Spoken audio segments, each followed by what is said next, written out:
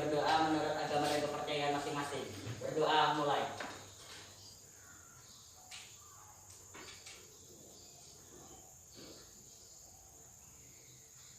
Berdoa selesai. Ada yang tidak hadir hari ini? Frans, kenapa? Alasannya? Sakit. Rensi ada? Rensi ada. Frans sakit. Oke, karena temannya hari ini sakit, kita doakan semoga dia diberi kesembuhan. Selanjutnya, sebelum Ibu memulai pembelajaran hari ini, Ibu mau bertanya dulu, gimana kabarnya hari ini? Alhamdulillah luar biasa sukses. Oke, alhamdulillah. Perasaannya gimana hari ini? Bahagia, senang, ada yang sedih, ada yang ngantuk? Apa perasaannya hari ini? Senang. Alhamdulillah, senang ya. Gak ada yang ngantuk kan? Ibu sebelum memulai pembelajaran ya, karena tadi kalian dari rumah berangkat sampai ke sini mungkin banyak yang kalian temui di jalan ya, banyak sekali. Nah, untuk itu agar kita fokus belajar hari ini ya, Ibu mau mengajak kalian untuk mengelola emosi kita ya, biar nanti fokus belajar dengan melakukan teknik bernapas panjang atau bernapas secara dalam ya. Kalian ikuti saja nanti instruksi dari Ibu ya. Silahkan ambil posisi duduk yang tegak. Oke. Tangannya letakkan di paha. Kedua tangannya letakkan di paha ya. Matanya dipejamkan, kalau Ibu bilang buka baru dibuka. Kerjakan dan hayati dengan serius ya, dan rasakan benar-benar ya. Kita mulai sekarang ya, 1 menit saja. Oke, matanya dipejamkan. Tarik nafas dalam-dalam dari hidung kalian. Hembuskan perlahan. Tarik lagi, sekali lagi ya. Tarik nafas dalam-dalam. Rasakan udara yang masuk dari hidung kalian. Hembuskan kembali pelan-pelan. Dan rasakan ketika udara itu keluar. Sekali lagi, tarik nafas dalam-dalam. Rasakan perut kalian yang mengempis. Kemudian hembuskan perlahan. Rasakan lagi ketika perut kalian kembali mengembung. Oke, sekarang silakan buka matanya. Gimana perasaannya? Apa? Siapa nih? Segar. Yang lain ada lagi selain segar apa? Lebih rileks. Oke, segar, lebih rapi. Apa rapi perasaannya? Rileks. Oke, nah itu adalah cara kita mengolah emosi kita ya. Yang tadi yang mungkin dari rumah ke sini kalian menemukan yang membuat emosi kalian muncul. Nah, jadi untuk fokus kembali belajar, kita melakukan yang namanya teknik bernapas dalam untuk kesadaran diri. Oke? Pembelajaran kita hari ini tentang luas permukaan bola. Ya. Tujuannya kalian dapat menemukan melalui pembelajaran berdiferensiasi dengan sosial emosional. Kalian dapat menemukan rumus luas permukaan bola, dan kalian juga dapat menghitung luas permukaan bola. Nah, kemudian metode pembelajaran kompetensi yang ingin kita capai dulu ya, membuat generalisasi luas permukaan dan volume berbagai bangun ruang sisi lengkung, tabung, kerucut, dan bola. Tabung, kerucut, dan bola sudah kita pelajari hari ini khusus untuk bola. Kemudian menyelesaikan masalah kontekstual yang berkaitan dengan volume bangun ruang sisi lengkung. Nah, kegiatan pembelajaran kita hari ini kita berdiskusi kelompok ya. Kemudian nanti kita ada melakukan percobaan menemukan rumus luas permukaan bola. Oke. Untuk memulai pembelajaran kita hari ini, kita akan melihat dulu unsur-unsur bola ya. Oke, kita bukakan videonya.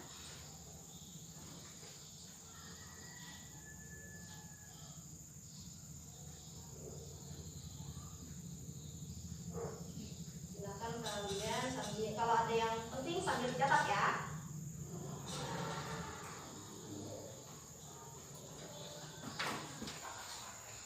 Pengertian bola atau definisi bangun bola.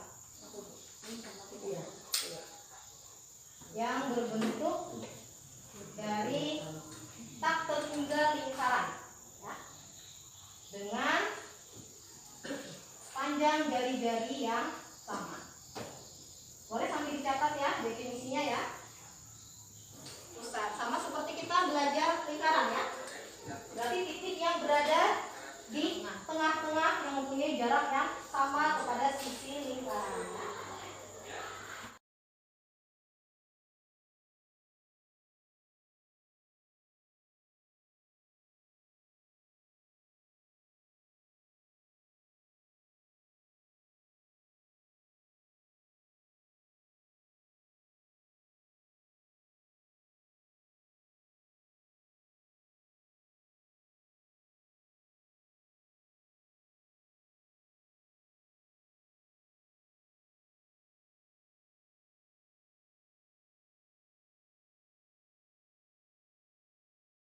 Punya jeruk.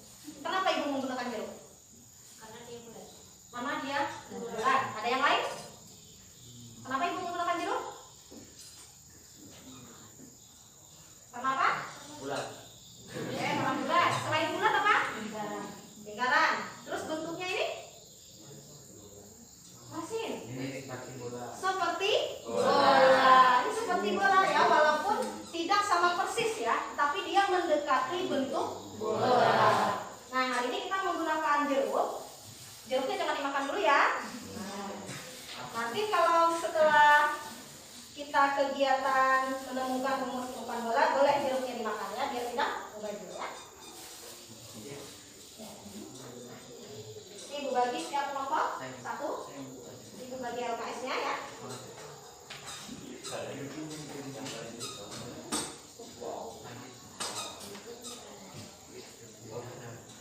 Nah, langkah-langkah kegiatan kita hari ini ada pada LKS ya. Oke.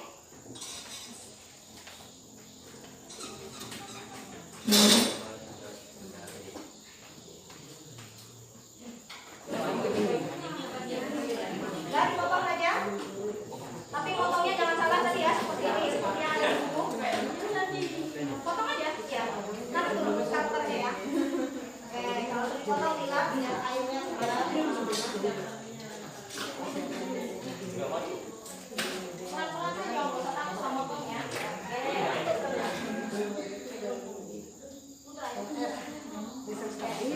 Dilap dulu biar nanti dapat sakit aja. Tinggal aja dilap juga.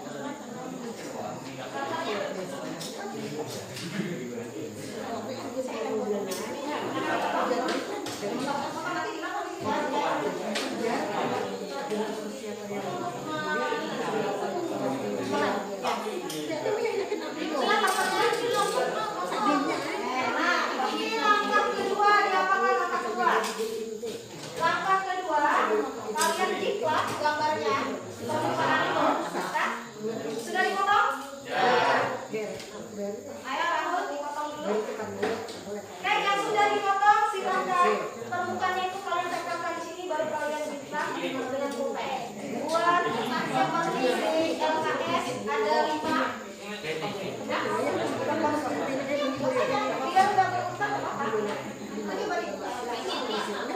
Ya, mau 5 mau 4 boleh. Tapi berapa dia udah berurutan.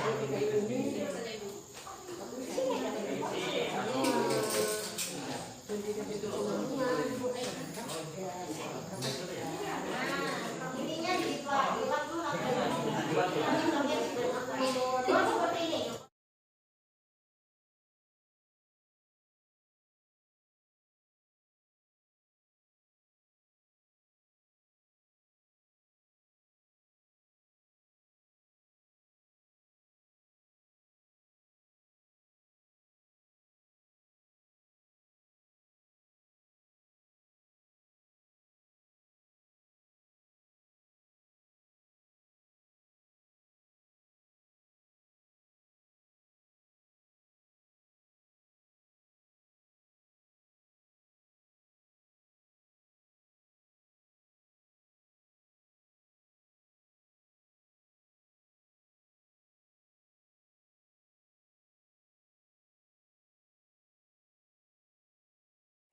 diskusi kami, satu buah jeruk hanya bisa menutupi 4 luas lingkaran.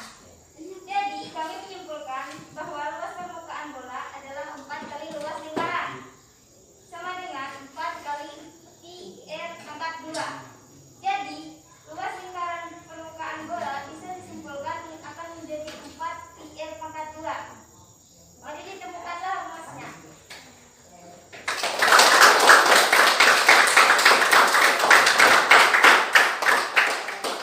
Nah, yang lain ada tanggapan? Kelompok lain? Ada yang berbeda? Atau ada yang mau ditanggapi hasil diskusi kelompok 2? Kelompok lain? Sama? 4 lingkaran juga. Nah, berarti apa kesimpulan rumusnya? Luas permukaan bola 4 kali pi/r pangkat 2. Oke, sama ya. Ada yang berbeda? Kelompok 3. Nah, kelompok berapa ini? Kelompok 4. Coba ibu ya. Oke. Nah, coba perhatikan sini ya. Kelompok 4 mereka membuat 5 lingkaran. Ya, tetapi kulitnya tidak mencukupi menutupi semua lingkaran. Ya, hanya 4 saja. Ya, harus penuh ya semuanya. Nah, berarti kesimpulan ini hanya 4 lingkaran saja. Ada yang ditanggapi kelompok lain? Sama semua? Maria? Sama Bu. Sama. Oke, nah, berarti dari hasil diskusi kalian tadi ya, ternyata luas permukaan bola itu tersusun dari 4 luas lingkaran. Nah, di mana luas lingkaran itu adalah pi/r pangkat 2. Karena 4 ya, berarti jadi 4 dikali pi/r pangkat 2. Pi-nya apa tadi Pi? Nilainya? Nilai Pi? Maksudnya 22/7 atau 3,14. Oke. Kalau R? Dari? Ya, silakan duduk untuk kelompok 2. Kita beri tepuk tangan.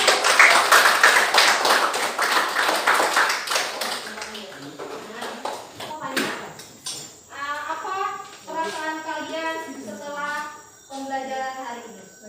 Siapa yang mau jawab? Angkat tangannya sesuai keyakinan kelas kita. Kalau mau menjawab harus angkat tangan. Nah, berarti kalau mau menjawab angkat tangan dulu. Siapa yang mau menjawab? Oke, jawaban nih. Apa perasaannya setelah pembelajaran hari ini? Senang. Kenapa senang? Hah? Oh, dapat ilmu. Terus? Yang lain? Oke. Nah, hal menarik apa yang kalian dapat hari ini dari pembelajaran kita? Rumus. Terus? Bisa menghitung. Apa lagi? Ada lagi? Bermain sambil belajar. Bermainnya apa tadi? Apa? Mengupas? Oke. Nah, sekarang ada nggak yang belum kalian pahami? Kira-kira ada nggak yang belum kalian pahami? Apa?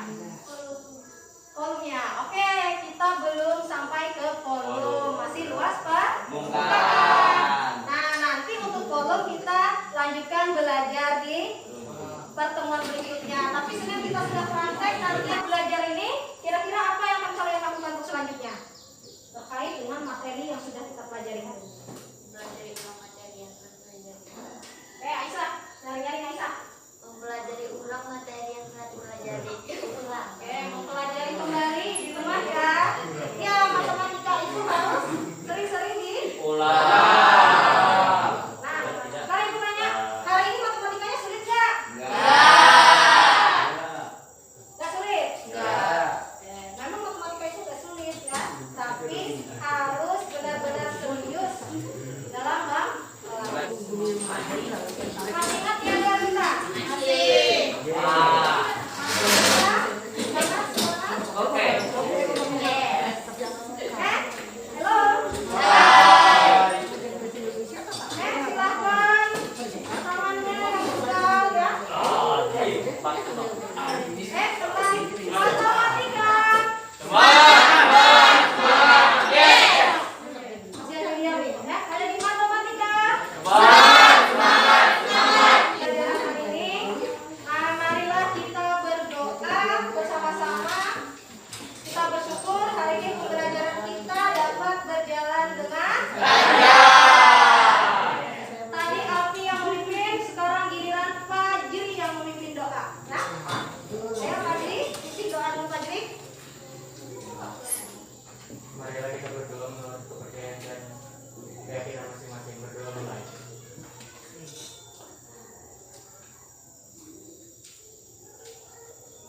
Berdoa selesai.